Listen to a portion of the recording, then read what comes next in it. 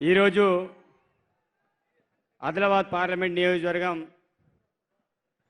అభ్యర్థిని గెలిపించడానికి మరి నామినేషన్ దాఖలు చేయడానికి మరి ఈ సన్నాహక సమావేశాన్ని ఏర్పాటు చేసినటువంటి మరి సీతక్ గారికి అదేవిధంగా ఈ కార్యక్రమానికి ముఖ్య అతిథిగా వచ్చినటువంటి గౌరవ ముఖ్యమంత్రి రేవంత్ అన్న గారికి అదేవిధంగా శ్రీధర్ బాబు గారికి వేదిక మీద ఉన్న అతిరథ మహోరత్రులందరికీ కూడా హృదయపూర్వకంగా ధన్యవాదాలు తెలియజేస్తూ నేను రెండే నిమిషాలు మాట్లాడతా.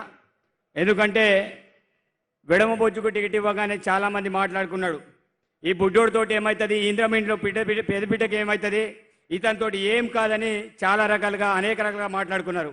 కానీ నేను రేవంత్ అన్న ఆశీర్వాదంతో మరి సోనియా ఆశీర్వాదంతో రాహుల్ గాంధీ ఆశీర్వాదంతో మరి ఆ ప్రాంత ప్రజలందరూ కూడా అసెంబ్లీకి నన్ను పంపించారు.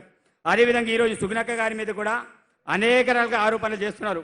ఆమె ఏం కాదు, ఆమె ఎమ్మెల్యే ఎంపీ కాదు, మరి ఆమె దగ్గర డబ్బులు లేవు, ఆమె పేదింటి బిడ్డ, మరి ఆమె అనేక రకాల మత చిచ్చు పెట్టి ఆమెకి విషప్రచారం చేస్తున్నారు. కాబట్టి విషప్రచారం చేసిన వాళ్ళకి ఒకటే విజ్ఞప్తి చేస్తున్నా, గోడం నగేష్ గారు ఈ ప్రాంతానికి ఎమ్మెల్యేగా ఎంపీగా మంత్రిగా చేశారు, కానీ ఈ ప్రాంతానికి ఏం చేశారో ఒకసారి ఆలోచన చేయాలి. మరి ఈ మధ్యలో అక్క మీద విషప్రచారం చేస్తున్నారు, ఆమె క్రిస్టియన్ అని ఏదేదో మతం పేరు చెప్పుకుంటా రాజకీయాలు అడగడానికి ఓట్లు అడగడానికి మీ దగ్గరకు వస్తున్నారు.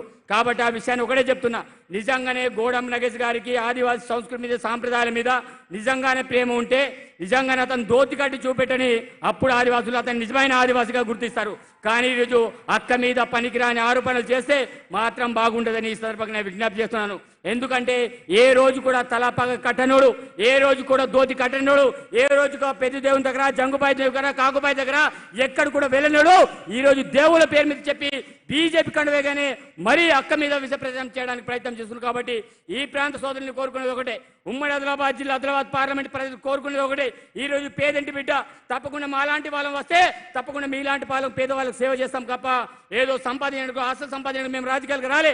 అందుకే ఈ సందర్భంగా సూచనకు కూడా ఈరోజు పేద బిడ్డని ఈరోజు రేవంత్ అన్న గుర్తించే, ఈరోజు రాహుల్ గాంధీ గారు గుర్తించి మరి టికెట్ ఇచ్చారు. మీరందరూ కూడా చేతి గుర్తు కొట్టేసి తప్పకుండా సుగుణక్క గారిని భారీ మేయర్తో గెలిపిస్తారని ఆశిస్తూ సెలవు తీసుకున్నా. జై కాంగ్రెస్, జై కాంగ్రెస్, రేవంత్ అన్న నాయకత్వం, రాహుల్ గారి